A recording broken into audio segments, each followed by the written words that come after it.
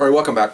On RealCopStoriesVideos.com, we have 355 stories, 8 minutes to 14, depending on all kinds of different times. Vice, narcotics, gangs, a lot of stuff behind the scenes, a lot of behind the scenes stuff. I got bodies blowing up, I got old people killing each other, and an old man crossing the street, turns out he killed his wife a year ago. I mean, all kinds of stuff. Look them up. They're all my babies. Now we're getting question and answers. People are sending me questions. So send me a question on rsbcopstories@gmail.com. Email me a question, I'll answer it. Here's the next question. What's another funny incident you were involved in? Okay. A lot of my incidents are in Vice. I worked almost 4 years of Vice, 2 different divisions. Hilarious. Okay. Here's what we got. I'm working in a reason. Now you've seen if you look at my stories, I make a lot of racial statements, but it's not racial. It's factual about the areas I'm working, so you get a kind of a perspective of how we work. You know, I mean, Mexican areas, black areas, white areas, just so you know what's happening here and how people react to different things coming into their area. Okay, I was working in a black area, working Vice. I had 3 black partners and myself. And we're all dressed down. We get a Vice complaint because an Asian massage parlor moved into the area. Well, that's unusual because it's all black. Okay, there was a strip mall and they opened up a massage parlor. Well, somebody called in, probably some lady. Usually you get the community, the church-going lady. They see that, and even though they don't even know if it's good or bad, that they're doing anything wrong in there, they just assume and they call the Vice squad. You know, you look on the directory and there's Vice. There's a phone number. You know, it's not a secret. We're a public agency. You're free to call. So we get a Vice complaint, and again, like I said earlier, Vice complaints can only be solved 1 of 2 ways because of the corruption back in the 40s and 50s of our police department. Chief Parker made a mandate that you only solve these Vice crimes because of corruption with the Vice units, and they were bedding prostitutes and taking drugs. The Vice cops. So only 2 ways you can solve these Vice assignments on paper is it never happened, which you need at least 6 investigations a month, at least minimum, or you make an arrest or multiple arrests. You make 1 arrest and you go back another one. Some complaints of location, you may have to make a multiple arrest before the people figure out, I got to stop doing this because the cops are killing me. Okay. So we have to investigate it. We're mandated. Okay, so on our department, in order for me to go to a massage parlor and take off all my clothes, I have to have a permit from the chief of police explaining what we're doing. It's written by our supervisor and allowing me to take all my clothes off. Other than that, we just go down to my underwear. Well, massage parlor ladies are going to know that if you don't get down to your underwear, you're very shy, which is bullshit, pardon my French, or you're a cop. They know that. And they're not stupid. This is what they do for a living. Okay, they're watching out for Vice. That's all they know. So we got a permit. So I go. I'm married. I have 2 daughters. I'm not doing this. I'm a senior Vice cop now. I've got 3 guys that never worked Vice before. I got 2 supervisors that are, one's a great guy, the other one's an a-hole. But I hate to say this, but I'm kind of carrying them all because I know what I'm doing. I've done it before many times. I go to the massage parlor. Asian, they lock you go in, they lock you in, you go in. Lay on my stomach. She looks at me coming in, she's looking at me up and down. My size hurt because they think all cops are, you know, big Gestapo size guys. Okay, look at me over, take my clothes off. I go on the table. She's massaging me kind of lightly, doesn't do anything. I roll over, she covers me up. Okay, that's a clue. She's not.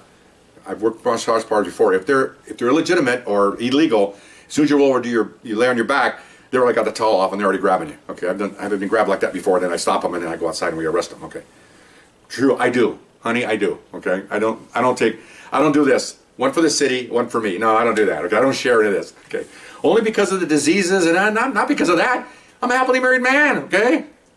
So anyway, so she wouldn't do anything for me, literally and figuratively. Okay, so I get dressed and I give her the my thank and I leave. I'm going, okay, something's wrong here. Obviously, so I go back to the station. What happened? I told him. He says, well, my supervisor, the good one, we had a bad one and a good one. Okay, bad one meaning all he cared about was himself promoting. The good one cared about us.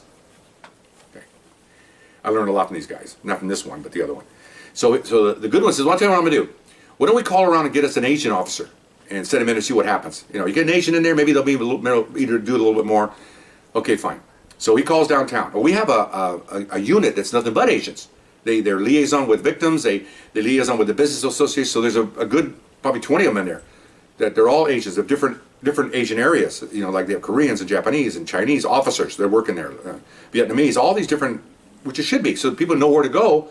There's a title. I won't get the title out, but they can look in the phone directory in the police department. They can go right to a unit that speaks like 10 languages because you got 10 different officers in there, which is really good. Because you get the community can talk to these people. You know, especially when the immigrants come in and they feel like they're isolated. Now they just can talk to an officer that speaks Thai and China, whatever, Mandarin. I don't know. Okay, so they call. We're going to send a guy down to help you out. Great. Okay, so here he comes. Korean guy. Nice kid. Comes down. Never worked Vice before.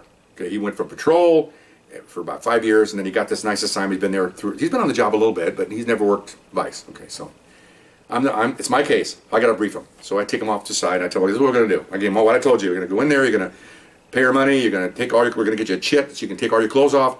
And then if she grabs you at all, okay, and tries to do something with you, okay, man, move it. Then stop her.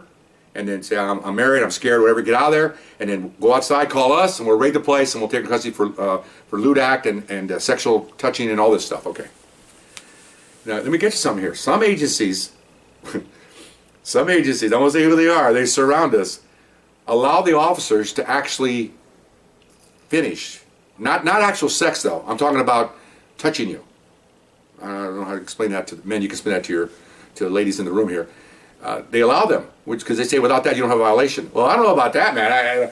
I mean, I don't want somebody to touch me anyway. So but our department, most big departments do not allow you to finish the sex act. Okay, one way or the other. Okay, fine. I'm getting off here, but you should know about this. Okay, so I tell him all this. Well, I'm telling him this. You can see him sitting there with his eyes like, oh my gosh, because it was a surprise to him. I go, well, and I'm Mr. Go full speed, man. Well, can you do this? Oh yeah, I can do it. Okay, fine. Here we go. Funny how things turn out. You think it's going to go one way, and it goes completely the other way, okay? So, I drop them 2 blocks away and say, stand here for about 30 seconds while I get in position. So you stand at the corner, I drive around and sit up the street looking down at the massage parlor. And most of the massage parlors, they have windows, but they cover them up, and they have a glass door, and that's covered up. So they really can't, they're not really looking outside for anybody. And besides, if they looked outside, they really can't see this way anyway. So he's waiting. And so I pull up, and he sees me stopping an undercover car, and then I think he actually counted to 20. And then he comes down the street, and I see him go in. I see the girl open the door. She looks around. I'm in an undercover car, and she locks him in. Okay, fine. So I'm sitting there. 30 minutes for like $30. So I'm just waiting. I think about 30 minutes he'll come out. I'm sitting there, turn the radio on. I get settled in. 3 minutes go by. He's out. The hell's that? Okay, fine. So I figure, well, maybe she just blew him off like she blew me off. Although I was in there a little bit longer, maybe 5 or 7 minutes before. Actually, I was in there about 15 minutes. She did do a massage, but very little tight because she looked like she didn't want to be there. So, okay, fine. So maybe he was in there maybe 3 minutes, 4 minutes. Okay, I'm trying to remember. So he comes out. So I told him ahead of time, go out 1 block, walk down 2 blocks, and walk around a circle. And I'll pick you up way down there in case anybody's looking and seeing, because I don't want to identify myself. I told the other stories. Vice cops are a precious commodity, and you won't want to be exposed to anybody to see that you're a cop. Okay, so I'm waiting. He walks out. He walks down. I'm looking at him. Goes down 2 blocks. Follow his orders, man. Made a right turn. Good. So I park the car, looking around, see anybody looking out the window. I go by. I pick him up.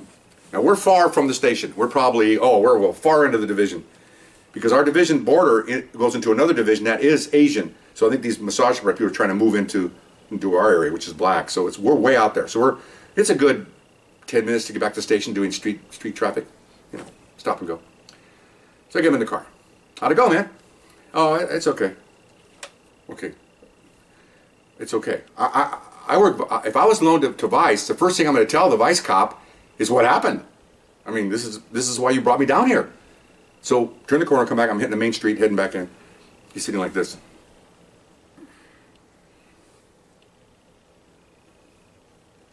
Third light, fourth light, nothing. So what the? Okay. I have to write a report. I have to justify the expense that he paid for the massage. I got a lot of things I got to do here. I got to know what's going on. So what happened?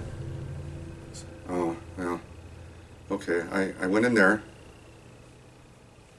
Come on, you can do it. Come on. He goes, yeah. I took off my clothes. I said, okay. He goes, I got on the table. Okay. And he's really, I'm saying it faster than he said it. He was just kind of, let me tell you the speed he said it. All right. Took my clothes off. Got on the table. Oh my God, are you trying to solve the Kennedy assassination here? Tell me what happened. Okay. And she came up to me. And I'm thinking, what did she do to him? Because he's kind of like, she touched my leg. And I finished. And I'm like, oh my gosh. I go, what do you mean you finished? You mean on the table? Yeah. Oh, okay. I have a warped sense of humor. Okay. I am driving this car And if that steering wheel hadn't been hardened plastic, I would have put my fingers right through it. I want to laugh so hard. I'm holding back on this.